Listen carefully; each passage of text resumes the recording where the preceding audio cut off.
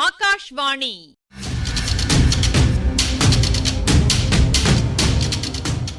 பொன்னியின் செல்வங்கள் வாசிப்பும் ஆய்வும். வாசிப்பவர் ராமசுவாமி சுதர்சன் அவர்கள்.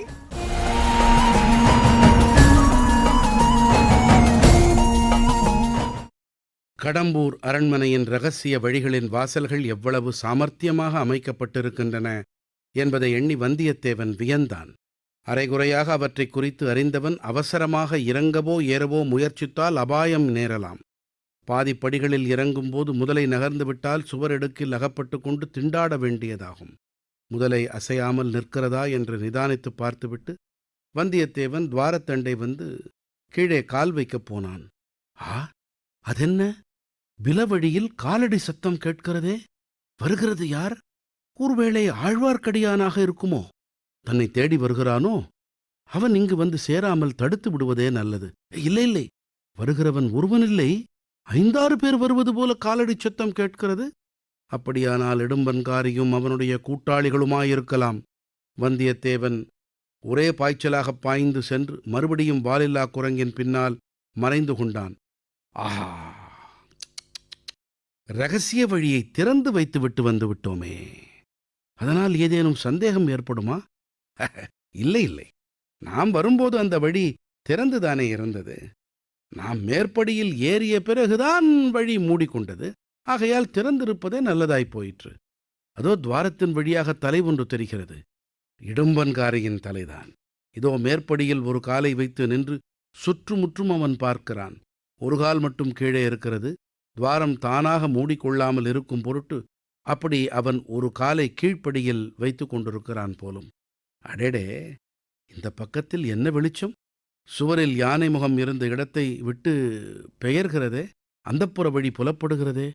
அந்த வாசல் வழியாக வருகிறது யார்? அதோ மணிமேகலை அல்லவா! தானே கையில் விளக்கை ஏந்தி கொண்டு வருகிறாள். இடும்பன்காரி ஒரே பாய்ச்சலில் மேலேறி வருகிறான். அவன் வந்த வழி மூடிக்கொள்ளுகிறது. இடும்பன்காரி தன் தலைப்பாகை துணியை எடுத்துக்கொண்டு அருகிலே இருந்த புலியின் மேலுள்ள தூசை அவசரமாக தட்டத் தொடங்குகிறான். இந்த நாடகத்தின் முடிவுதான் என்ன? மணிமேகலை கைவிளக்கை தூக்கி பிடித்து 4 புறமும் பார்த்தாள். இடும்பன்காரியின் மீது அவள் பார்வை விழுந்ததும் அவனை அதிசயத்துடன் நோக்கினாள். இடும்பன்காரி தூசி தட்டுவதை நிறுத்திவிட்டு பதிலுக்கு மணிமேகலையை வியப்புடன் பார்த்தான். தாயே, இது என்ன? இந்த வேளையில் இங்கு எதற்காக வந்தது என்றான். இடும்பா, நீதானா? என்ன செய்து கொண்டிருக்கிறாய் என்று மணிமேகலை வினவினாள். அம்மா, நாளை வருகிற விருந்தாளிகளை இந்த வேட்டை மண்டபத்துக்கு அழைத்து வந்து காட்ட வேண்டியிருக்கும் அல்லவா? அதற்காக சுத்தம் செய்து கொண்டிருக்கிறேன். சின்ன எஜமான் காஞ்சிக்கு போகும்போது அவ்விடம் கட்டளையிட்டு சென்றார்கள். ஆமிடும்பா, இந்த அரண்மனையிலேயே சின்ன எஜமானுக்கு உன்னிடமும் என்னிடமும் தான் நம்பிக்கை. பழுவூர் ராணியம்மாள் தங்கப்போகிற அறையில் ஏற்பாடு சரியா இருக்கிறதா என்று பார்த்து கொண்டிருந்தேன். அப்போது இங்கே என்னமோ சத்தம் கேட்டது. நீயாகத்தான் இருக்கும் என்று நினைத்தேன். வேறு யாருக்கு இந்த அரண்மனையின் ரகசிய வழிகள் தெரியும்? எத்தனை நேரமாக நீ இங்கே வேலை செய்து கொண்டிருக்கிறாய்? 1 நாழிகைக்கு மேல் இருக்கும் தாயே. இன்னும் 1 நாழிகை வேலை இருக்கிறது. தாங்கள் தனியாக வாங்கி வந்தீர்கள். அந்த வாயாடி பெண் சந்திரமதிங்க. ஏதோ சத்தம் கேட்கிறது என்று நான் அவளை போய் தந்தையை அழைத்து வரச் சொன்னேன். நீதானே இங்கே இருக்கிறாய். நான் போய் அவளை தடுத்து நிறுத்தி விடுகிறேன். இவ்விதம் சொல்லிக்கொண்டே மணிமேகலை விளக்கை தூக்கி பிடித்து இடும்பன்காரியின் முகமாறுதலை கவனித்தாள். அடுத்தாற்போல வாலில்லா குரங்கை நோக்கினாள். முன்னொரு தடவை அசைந்தது போல அது அசைந்ததையும் பார்த்து கொண்டாள். ஆம் தாயே, எஜமானுக்கு இன்று எவ்வளவோ அலுவல். தாங்கள் போய் அவரை கூப்பிட வேண்டாம் என்று சொல்லிவிட்டு நிம்மதியாக படுத்துக் கொள்ளுங்கள். எல்லா வேலைகளையும் நானே பார்த்து கொள்ளுகிறேன் என்றான் இடும்பன்காரி. மணிமேகலை மறுபடியும் வந்த வழியே உள்ளே போனாள். இரகசிய கதவு மூடிக்கொண்டது. இடும்பன்காரி யானை முகத்தின் அருகில் சென்று சற்று நேரம் சுவரண்டை காது கொடுத்து உற்று கேட்டான். அடுத்த அறையில் சத்தம் ஒன்றும் இல்லை என்று நிச்சயம் அடைந்த பிறகு திரும்பி வந்தான். பிலத்வாரத்தை திறந்து வைத்துக்கொண்டு இடுப்பு வரை கீழே படிகளில் இறங்கி நின்று கொண்டான். பிலத்வாரத்தின் உட்புறமிருந்து ஆந்தையின் குரல் கேட்டது. பதிலுக்கு இடும்பன்காரி ஆந்தை குரல் ஒன்று கொடுத்தான். பிலவழியில் ஆட்கள் நடந்து வரும் சத்தம் கேட்டது. பின்னர் காரியங்கள் வெகு துரிதமாக நடைபெற்றன. வௌவால் ஒன்று சடசடவென்று சிறகை அடித்து கொண்டு பறந்தது. இடும்பன்காரி அதை பார்த்தான். பின்னாலிருந்து அவன் பேரில் வாலில்லா குரங்கு தடால் என்று விழுந்தது. அது திடீரென்று விழுந்த வேகத்தினால் இடும்பன்காரியின் முழங்கால்கள் மடிந்து அவன் தடுமாறினான். அதனால் இன்னும் 2 படிகள் அவன் கீழே இறங்க வேண்டியதாயிற்று. தன் பேரில் விழுந்தது இன்னதென்று முதலில் இடும்பன்காரிக்குத் தெரியாமையால் அவன் உளறி அடித்துக்கொண்டு கைகளை வீசி உதறினான். பிறகு உயிரற்ற வாலில்லா குரங்கு எப்படியோ தவறி தன் பேரில் விழுந்திருக்கிறது என்று தெரிந்தது. மனதை தைரியப்படுத்திக் கொண்டு அதை தூக்கி நிறுத்தப் பார்த்தான். இதற்குள் உயிருள்ள மனிதனுடைய கரங்கள் போன்ற 2 கண்கள் மேலே இருந்தது. துவாரத்துக்குள் வந்து அவனை இன்னும் கீழே தள்ளி அமுக்கின. இடும்பன்காரியினால் அதை நம்பவே முடியவில்லை. ஒரு கணம் அவனை பெரும் பீதி பிடித்துக் கொண்டது. மறுபடியும் மேலும் கீழும் பார்த்தான். வாலில்லா குரங்கு தலைகீழாக துவார வழியில் இறங்கியிருப்பதையும் அதன் பாதி உடம்பு வரையில் கீழே வந்த பிறகு துவாரக்கதவு நெருங்கி வந்திருப்பதையும் கவனித்தான். 2 மனித கரங்களாகத் தோன்றியவை தன்னுடைய மனப்பிராந்தியாகத்தான் இருக்க வேண்டும் என்று நிச்சயம் செய்து கொண்டான். இதற்குள் பிலத்வாரத்தில் வந்தவர்கள் நெருங்கி வந்து விட்டார்கள். முன்னால் வந்த ரவிதாசன், அப்பனே, என்ன இது? எதற்காக இப்படி உளறி அடித்துக் கொண்டு அலறினாய்? அபாயம் ஏதேனும் உண்டா? நாங்கள் திரும்பி போகவா என்று கேட்டான். வேண்டாம் வேண்டாம், அபாயம் ஒன்றுமில்லை. வீரத்வார கதவு திறக்கும் போது இந்த ராட்சத குரங்கு எப்படியோ இடம்பெயர்ந்து என் தலையில் விழுந்து விட்டது. ஒரு கணம் நானும் பீதி அடைந்து விட்டேன். இப்போது இந்த குரங்கு மேலேயும் போகாமல் கீழேயும் வராமல் வழியை அடைத்துக் கொண்டிருக்கிறது. கொஞ்சம் பொறுங்கள், இந்த குரங்கை அகற்றி வழியை சரிப்படுத்தி விடுகிறேன் என்றான் இடும்பன்காரி. தடுமாறி விழுந்த இடும்பன்காரியை மேலே இருந்து அமுக்கி தள்ளிய கரங்கள் யாருடைய கரங்கள் என்பதை நேயர்கள் ஊகித்திருப்பார்கள். வந்தியத்தேவனுடைய அதிர்ஷ்டம் இந்த சந்தர்ப்பத்திலும் அவன் பக்கம் இருந்தது. சரியான சமயத்தில் அவனுக்கு சரியான உத்தி தோன்றியது. இடும்பன்காரி பிலத்வாரத்தின் படிகளில் நின்றபடி வௌவாலை பார்த்த தருணத்தில் அவன் தலைமீது வாலில்லா குரங்கை தள்ளினான். பிறகு அவன் தன்னுடைய முகத்தை பார்க்க முடியாதபடி நின்று கொண்டு கைகளினால் அவனை பிடித்து கீழே அமுக்கினான். அதன் பின்னர் வாலில்லா குரங்கையும் தலைகீழாக துவாரத்தினுள் தள்ளினான். கடைசியாக முதலையையும் நகர்த்திவிட்டான். இவ்வளவையும் சில கண நேரத்தில் செய்து முடித்துவிட்டு வந்தியத்தேவன் யானை முகத்தண்டை ஓடினான். யானை தந்தங்களை பிடித்து தன் பலம் கொண்ட மட்டும் அழித்து திருப்பினான். சுவரில் வழி உண்டாயிற்று. ஆனால் மணிமேகலை உள்ளிருந்து வந்தது போன்ற விசாலமான வழி அல்ல, வட்ட வடிவமான குறுகலான வழி. அது கதவுக்குள் கதவாக இருக்கலாம். முழுக்கதவையும் திறப்பது எப்படி என்று யோசிக்க அது சமயமல்ல. அதற்குள் சதிகார கூட்டம் வேட்டை மண்டபத்துக்குள் புகுந்து விடலாம். பிறகு தான் தப்புவது துர்லபமாகிவிடும். ஆகவே திறந்த வழி குறுகலான வழியாக இருந்தாலும் அதற்குள் புகுந்து விட வேண்டியதுதான்.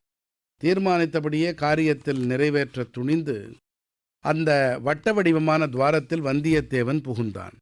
அவனுடைய தலையும் கைகளும் பாதி உடம்பும் உள்ளே வந்துவிட்டன. மிச்சம் பாதி உடம்பு உள்ளே புகுந்து பிரயாசையாயிருந்தது.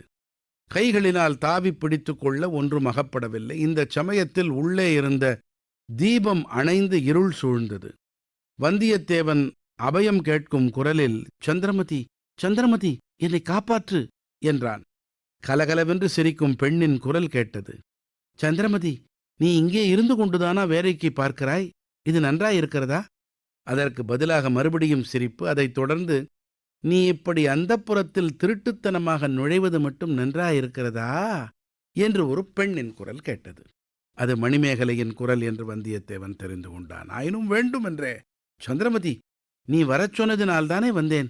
பின்னால் ஆட்கள் வருகிறார்கள், சீக்கிரம் என்னை எடுத்துவிடு, இல்லாவிட்டால் விபரீதம் வரும் என்றான். சந்திரமதி இவ்வளவு கெட்டிக்காரியா? இருக்கட்டும், உனக்கும் அவளுக்கு சேர்த்து புத்தி கற்பிக்கிறேன். ஓஹோ, தாங்கள் இளவரசி மணிமேகலையா? அம்மணி, இந்த ஒரு தடவை மட்டும் என்னை மன்னித்து காப்பாற்றி விடுங்கள். இனிமேல் இம்மாதிரி தப்பு காரியம் செய்ய மாட்டேன். உங்களுக்கு கோடி புண்ணியம் உண்டு என்று கெஞ்சினான் வந்தியத்தேவன். இருளில் 2 மெல்லிய கரங்கள் வந்தியத்தேவனுடைய தோள்களை பிடித்து தாங்கி மெல்ல கீழே தரையில் இறக்கின. சுவரில் தோன்றிய துவாரம் மூடிக்கொண்டது. இளவரசி, உங்களுக்கு அனந்த கோடி வந்தனம் என்றான். கொஞ்சம் பொறு, நான் உன்னை என்ன செய்யப்போகிறேன் என்று தெரிந்து கொண்டு வந்தனம் செலுத்து. தாங்கள் என்னை என்ன செய்தாலும் சரிதான். கொலைகாரர்களிடமிருந்து என்னை தப்புவித்தீர்களே, அதுவே போதும். அந்த அரக்கர் கைகளினால் சாவதைக் காட்டிலும் தங்களுடைய மணிக்கரத்தினால் சாகும்படி நேர்ந்தால் அது என்னுடைய பாக்கியம்தான். அடே அப்பா, பெரிய வீராதி வீரனாயிருக்கிறாயே! அப்படி உன்னை தேடி வரும் கொலைகாரர்கள் யார்?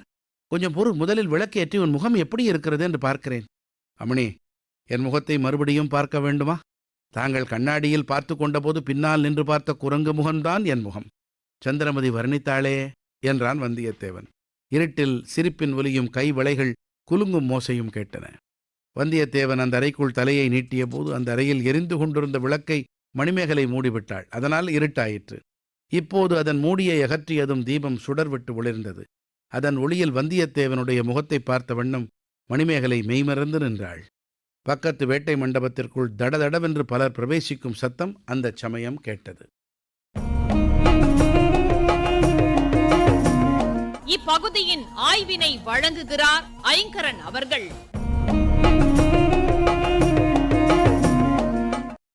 செங்கண்ணர் சம்புவரையர் கஜேந்திர மோட்ச வரலாற்று கருத்தை தம் அரண்மனை ரகசிய வழிகளில் அமைச்சிருக்கிற மாதிரி தெரியுது.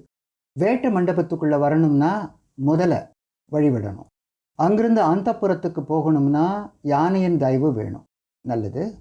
வந்தியத்தேவன் உள்ளே வந்து சேர்ந்ததை நினைவு கூறுவோம். அடர்த்தியான மூங்கில் காடு, ஒத்தையடி பாதையில் முள்ளு குத்திக்காமல் பார்த்து நடந்தால் ஐயனார் கோவிலுக்கு வந்துடலாம். பலிபீடத்துக்கு பக்கத்தில் நாட்டப்பட்டிருக்கிற சூலாயுதத்தை திருகினா சுடுமண் யானையும் குதிரையும் நகரும். அந்த பள்ளத்தில் இறங்கி சுரங்க வழிக்கு போயிடலாம். தஞ்சாவூர் சுரங்க வழியில் மோதிக்கிற மாதிரி தூண் இருந்துச்சு, இங்கே இல்லை. அங்கே பொக்கிஷ நிலவர, இங்கே படிக்கட்டு ஏறினதும் வேட்டை மண்டபம். வெறும் தரையில் கிடக்கிற முதலையை நகர்த்தினா தான் வந்த வழியே போக முடியும். அதை கவனிக்காமல் போயிட்டா சுவரோடு சுவராக யானை பொருத்தப்பட்டிருக்கும் இடத்த உத்து பார்க்கணும். கஜேந்திர மோட்ச கதை ஞாபகத்துக்கு வந்தால் எல்லாம் எளிதாயிடும். அந்த புறத்துக்கு போக அந்த யானை தான் வழிகாட்டும். வெளியே போகணும்னா முதல்ல தஞ்சாவூர் சுரங்க வழியில் நடந்த நாடகத்தில் உரையாடல் எதுவும் வந்தியத்தேவன் காதில் விழலை. இங்கே வேட்டை மண்டபத்துக்குள்ளே மணிமேகலை வர்றதை பார்த்ததும் இடும்பன்காரி தூசி தட்டுற மாதிரி பாசாங்கு செய்கிறான். பள்ளிப்படை காட்டில் தேவராளன் பாட்டுக்கு இவன் உடுக்க அடித்தது நினைவு இருக்கும். இங்கே என்னமோ சத்தம் கேட்டது, நீயாகத்தான் இருக்கும் என்று நினைத்தேன். வேறு யாருக்கு இந்த அரண்மனையின் ரகசிய வழிகள் தெரியும்?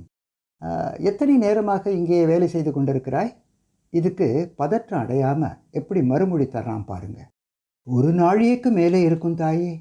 இன்னும் ஒரு நாழிகை வேலை இருக்கிறது. தாங்கள் தனியாக இங்கே வந்தீர்கள்? திடீர்னு ஒரு சந்தேகம் வருது. கேட்குறான், அந்த வாயாடி பெண் சந்திரமதி எங்க? இலக்கியத்தில் வாவல்னும் பேச்சு வழக்கில் துறிஞ்சல்னும் குறிப்பிடப்படுற வௌவால் விலங்கை போல குட்டி போடும், ஆனால் பறவையை போல பறக்கும். காது இல்லாமல் இதனால் பார்க்க முடியாதுன்னு விளையாட்டாக சொல்லுவாங்க. ஆமாம், ஒலியின் உயர் அலைவரிசையை அனுப்பி அதன் பிரதிபலிப்பை கொண்டு தன் பாதையில் உள்ள தடைகளை கண்டுக்கும். வௌவாலின் செவிகளுக்கு இந்த எதிரொலியை ஏற்கும் ஆற்றல் உண்டு.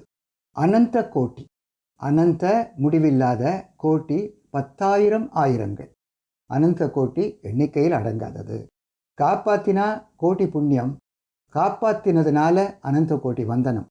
வல்லவரையன் எதையுமே குறைச்சி மதிப்பிட மாட்டான் இல்லையா?